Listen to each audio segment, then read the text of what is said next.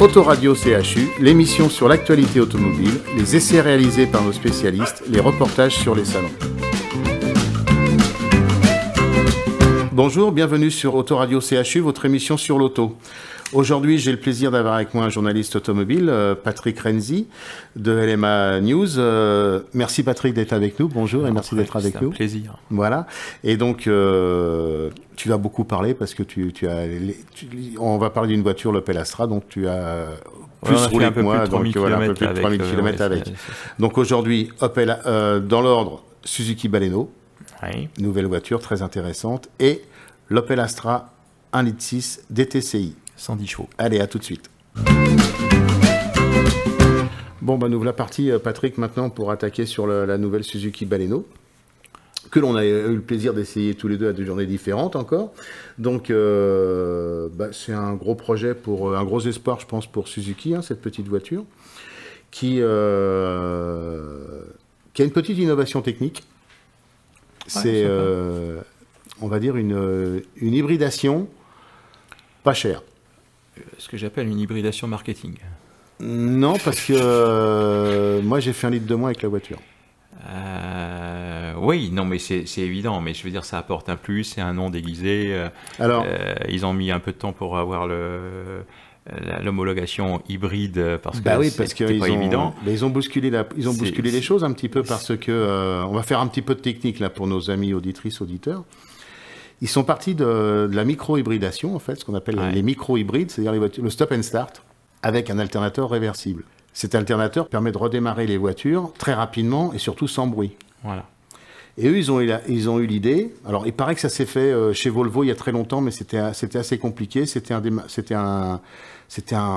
plus un alternateur, c'était carrément un moteur. Enfin, ça n'a pas tenu la route tellement longtemps. Et là, ils ont eu l'idée de rajouter une batterie lithium-ion sous le siège du conducteur et utiliser cet alternateur réversible, comme moteur électrique en fait. Voilà. C'est-à-dire que ça remet la voiture en route et on s'en sert sur les phases d'accélération uniquement. Et on recharge la batterie lithium-ion à la décélération ou sur un léger freinage. Alors ça permet quoi ? Ça permet d'avoir un gain de consommation que moi j'ai trouvé assez important, puisqu'on a fait sur un moteur essence 1 litre de moins, c'est pas rien. Non, c'est un vrai litre. Techniquement, c'est pas rien. C'est un vrai litre. Et ça a l'avantage d'être une hybridation moins sophistiquée que ce qu'on trouve chez Toyota et toutes ces choses-là. Bon, certes, on ne démarre pas en électrique, attention. C'est ce qui fait la différence. Ça permet d'avoir un gain de carburant. C'est une aide au démarrage.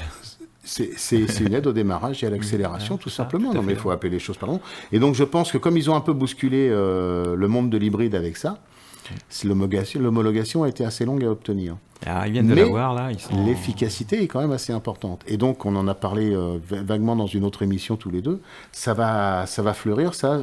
D'autres personnes se sont jetées dedans, quoi. Oui, d'autant plus que le système est relativement simple, donc fiable. Je veux dire, je crois que le surpoids est d'une quinzaine de kilos. Oui, c'est pas énorme. Donc ça permet d'embarquer une nouvelle technologie à peu de frais et d'apporter un plus pour, là aussi, le marketing et le produit. Le principal, c'est d'avoir du gain de consommation, parce que c'est ce qu'on recherche à l'heure actuelle, quoi. Mais c'est vrai qu'il faut oublier à ce moment-là la version essence traditionnelle. Il faut prendre...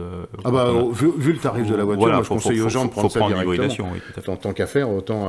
Il n'y a pas photo entre les deux. Donc ils ont fait quand même un gros boulot sur cette voiture avec une nouvelle plateforme sur laquelle ils ont... C'est pas tout à fait une autre plateforme, c'est une plateforme qu'ils ont retravaillée, réallégée. Ils gagnent quand même pas mal de kilos. Tout en courbe. Tout en courbe, comme ils disent. tout ce qu'on aime, en fait. Tout en courbe, c'est tout ce qu'on aime tous les deux. Il faut pas se voiler la face. Donc, ils ont fait un gros travail de gain de poids sur cette voiture, qui est quand même assez important. Je cherche le chiffre, je l'ai plus en tête. Mais, donc, ils ont le châssis, la caisse, je veux dire, fait moins de 200 kilos, quand même. Ouais, c'est ça. C'est impressionnant. C'est quand même impressionnant. C'est un gros boulot, quoi. Ouais.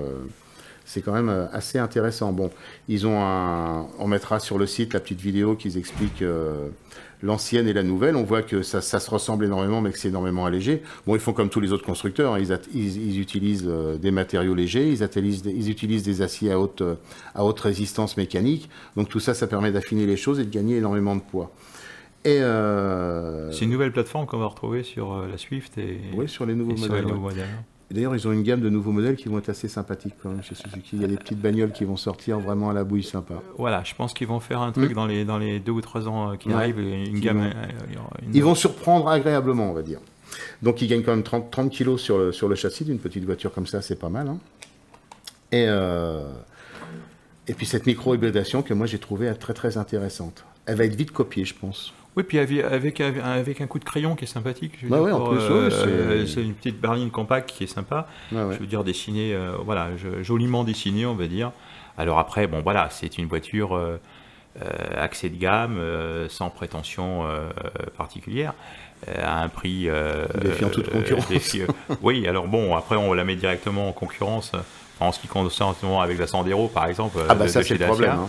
Et donc avec un prix, bon voilà, mais on en parlera peut-être on a même côté prix puisqu'il y a une opération. Même problème avec la nouvelle Fiat Tipo. Complètement. Qui, tout ce petit monde, ils sont jetés dans un créneau où il y avait très peu de voitures en fait. Et je pense que c'est un créneau qui va quand même toucher beaucoup de monde. Parce que les salaires c'est plus ça, les voitures c'est cher. Et je pense qu'il y a un créneau à prendre pour ce genre de voiture. Et je pense qu'ils l'ont pris au bon moment. Non, puis un produit Sandero, par exemple, c'est pas ridicule hein, comme produit. Non, c'est loin d'être ridicule. Donc une Baleno, c'est loin d'être ridicule. Donc ça montre bien que le prix des voitures est un peu surcoté, à mon avis. C'est ça. Hein, on va dire comme ça. Donc écran tactile dedans. Oui, magnifique. Et en équipement, on va avoir un super équipement. C'est super équipement. L'écran tactile est facile d'utilisation. Il y a un bon GPS. Il y a un intérieur qui est sympathique. Alors certes, c'est des plastiques que tu n'aimes pas, mais dans ce prix-là, moi je trouve qu'il n'y a pas de bruit. À ce niveau de prix, on se dit, bon, voilà, un plastique bas de gamme. Par contre, on aurait aimé avoir un peu plus de qualité. Puis franchement, le xénon sur les phares, moi je ne suis pas à ce prix-là, quoi. Je veux dire, ouais, mais c'est l'attente du client. Après, on peut vivre sans, ouais. Après, il y a l'attente du client. Il y a ce que nous, on peut repenser en tant que professionnel. Et après, il y a ce que le client, il attend, quoi. Ouais, le phare au xénon, signe tout le monde avec ça. Ils le veulent sur leur bagnole, quoi. Oui, mais c'est bon, quand il y aura un problème sur le phare au xénon, c'est un autre souci. Ça, c'est un autre souci. Ça, tu sais, oublier qu'ils achètent quand même une voiture low cost, quoi. C'est comme ceux qui veulent sur les voitures haut de gamme des beaux feux à LED, là, machin, voilà, et que ça coûte 1000 € le morceau quand ça tombe en panne, là. Et, tu sais, moi qui ai fait beaucoup de réception clientèle, j'en ai vu pleurer au comptoir, hein. Oui, tout à fait. Même des gens qui ont de l'argent, hein. Donc tu sais. Après, il y a l'aspect marketing, il faut quand même donner aux gens ce qu'ils ont envie d'avoir. Hein. Et moi, je trouve qu'ils donnent quand même beaucoup pour le prix de cette voiture. Ah, en équipement, c'est sensationnel. Oui, voilà, le coffre est très grand, 355 litres, c'est pas mal. Ça se rabat de tiers 1 tiers avec un plancher, on va dire, plat. Plat, oui. Voilà. Bon, bah, c'est une stabilité qui est sympa aussi, je dirais. Ouais, surtout à l'arrière. Il y a un espace aux jambes énorme. Un bon compromis entre le confort et la tenue de route. Oui. Elle n'est pas spécialement inconfortable. Non, c'est une voiture, non. C'est une voiture très saine. C'est une voiture saine, oui. C'est une voiture très saine et qui, moi, m'a surpris. Hein, le rapport, moi, tu sais, moi, je suis très rapport qualité-prix. Et je me dis, pour quelqu'un qui a un petit peu moins de 15 000 € à mettre, il peut avoir une voiture qui a une bouille sympa, qui a un équipement plus que correct, qui a des qualités routières s'il prend l'hybridation, qui est quand même... Là, il y a un plus, c'est vrai qu'avec c'est le même moteur et on a l'impression de changer de moteur. Et 5 mètres kilos, enfin 50 non, puis ça apporte un confort au démarrage. Ça fait 5 mètres kilos, c'est énorme sur ce genre de voiture. 5 mètres kilos d'un seul coup, parce que l'avantage du moteur électrique, c'est que ça, comment dirais-je, ça donne 5 mètres kilos immédiatement d'un seul coup. Et sur toute la plage, je crois que c'est jusqu'à 3800 tours qu'ils utilisent le truc. Là, voilà, c'est très bien. Et c'est vraiment très très bien. Et donc c'est une voiture qui fait moins d'1 tonne. Ça aussi, c'est important pour la consommation, parce que avec l'équipement qui est là, même si elle est, même avec elle fait 915 kg avec l'hybridation. Oui, j'ai bien aimé aussi l'écran central, moi, avec le système d'hybridation, etc. Non. Ah oui, non, l'information. L'information, c'est bien fait. Ouais. Il y a une infographie qui est bien positionnée. Bien positionné, couleur. C'est vraiment très très sympa. Non, sympa, puis voilà. Donc en plus un liseré bleu, enfin une couleur bleue, c'est sympa. Ouais, et puis alors quelque chose qui est très important, c'est de l'hybride en boîte mécanique. Oui, moi j'aime bien ça. Ah mais c'est la première fois. Oui, mais bon voilà, comme quoi c'est la première hybride à boîte mécanique. Comme quoi la boîte méca a encore de beaux jours devant elle, quoi. Hein, ouais. Bah écoute. Je crois que le tarif, c'est 11 000. C'est surtout là, jusqu'au 31 juillet, presque 2 000 €. Ouais, 2 000 € de moins. 2000 euros, ça fait Donc, vraiment une voiture hyper accessible. On arrive autour de 15 000, enfin je veux dire en gros autour de 15 000, je crois. L'hybridation, toute option, elle Oui. est à 15 590 Voilà, c'est ça. euros pendant quelques mois, là. Et après, elle passe à 17 Mais à 390. mon avis, c'est une promotion qui va durer un peu, je pense. Ouais, à partir du 31 juillet. 3 ans de garantie. La batterie est garantie 5 ans. Oui. Et c'est une batterie 12 volts. Donc, une c'est pas batterie de la 12 haute volts. tension. Non, tout à fait.